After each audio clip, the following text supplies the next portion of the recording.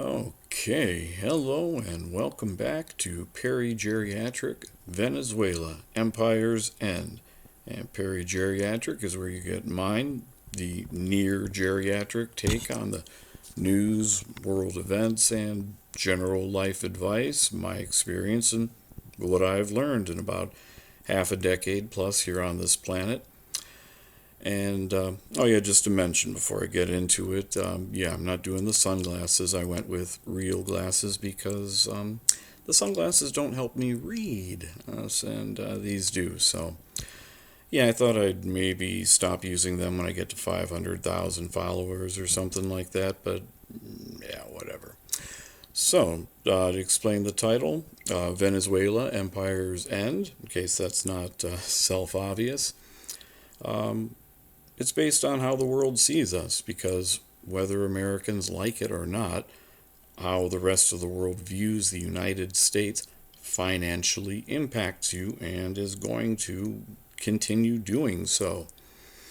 For all the progress of the BRICS nations, the United States dollar is still the world's reserve currency, and the loss of that status has and will create worse and further inflation. Nobody likes that. And that's as the United States dollar will continue to be literally worth less and less. Inflation goes up.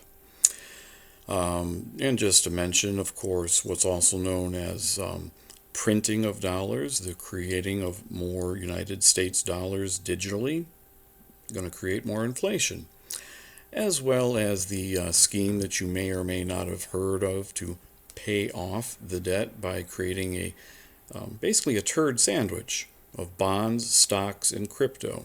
Really, that's the plan, to smush together the valuation of all these things into a turd sandwich to pay off the debt, and that would immediately create $48 trillion overnight. That's just a little bit of inflation. So back to the title at hand, why Venezuela is a pretty good show for the rest of the world, watching the United States just kind of flail around and fail, is, yeah, a lot of talk, a lot of bluster. United States came in to overthrow this horrible socialist regime and replace it with a compliant capitalist right-winger. Hasn't happened. The right wing in Venezuela pretty much came out and said they're not going to support this. Their government has not been overthrown. They haven't been militarily defeated. The oil is still theirs. The United States is just looking foolish hanging out in the Caribbean and seems completely unlikely to accomplish any of those things. Yeah, besides, the fact that the military capacity of Venezuela hasn't been defeated, they haven't even been tested. Both Russia and China have been incredibly specific.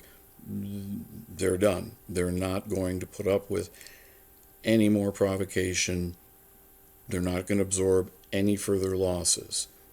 And specifically, I haven't really seen this repeated too many other places. I think Hindustan Times is where I saw it detailed. Iran directly threatened to kill Trump and specifically mentioned that they're going to use lethal mini drones to blow him up the next time he steps outside. They went as far as to brag that he can't even, so much as go out and golf ever again, or they're going to blow him up. So that was very specific and very detailed. So it'd be very interesting to see how that plays out. But what the rest of the world is seeing play out right now is, the United States completely failed to complete any of these objectives. It wastes time, money it doesn't have, resources that it shouldn't waste, to accomplish nothing. And meanwhile, China, they show up with engineers. They create trade and infrastructure and goodwill and money. And that's why the United States will continue to lose dominance. United States dollar will continue to fall. And inflation is just going to get worse and worse.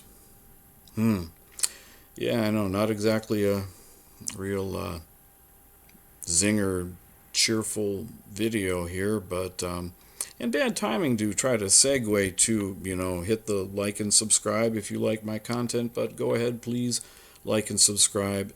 Yeah, it's not always going to be chocolate and puppies and sunshine, but I don't think you come here necessarily just for the good news. You're here to get little bits of things that I learned, like from seeing Hindustan Times, where they directly mentioned that crazy, who knows how crazy, plot against Trump. So, see you again, my friends, and stay frosty.